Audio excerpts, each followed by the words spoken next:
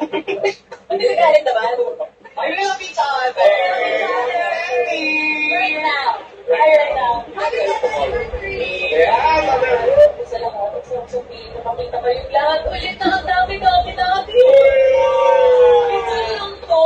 So, nandito kasi tayo ngayon dahil sinicelebrate natin ang ating 10th Year anniversary. Yes! The Showtime online.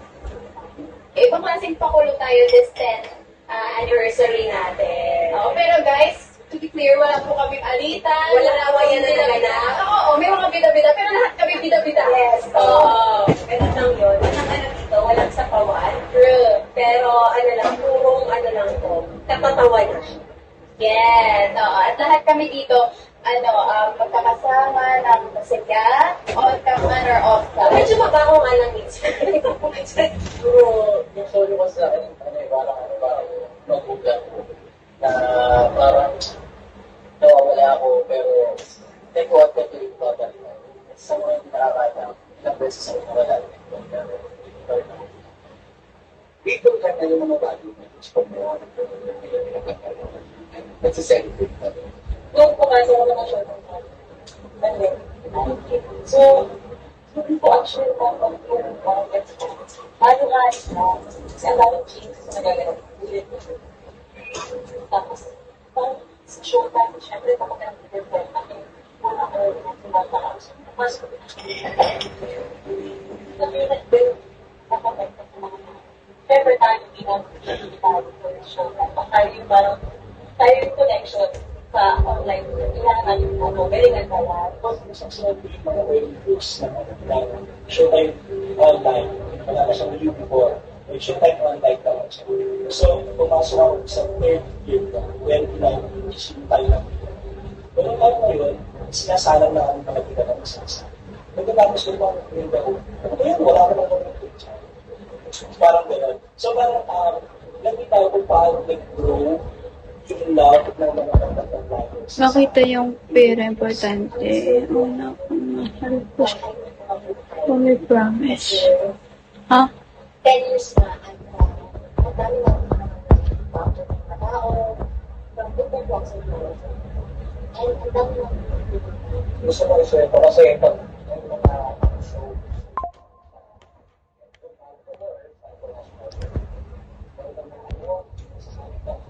Kumain ka na, hindi pa.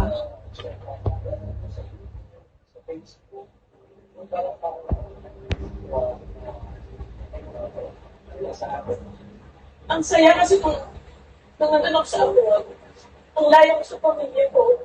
Pero pag nanonood ako ng Soyu, kaya yung maliit na portal na nakikita ko na nag-remind sa akin na this is my family, away from home, this is my home, away from home. So yun naging effect sa akin. And yun yung isa sa mga siguro highlight ko sa buong Soyu experience ko. Kasi naranasan ko maging host.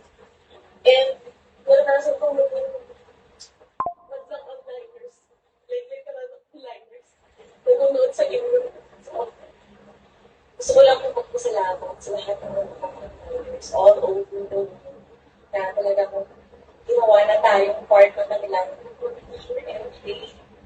Hindi ko tayo napagod sila sa trabaho, makutus man sila, lahat ng mga nasa medical field sa ibang bansa, na mag-isa, nagwalaban araw-araw, pagod na pagod, pag-uwi, kailangan i-game mo yung showtime.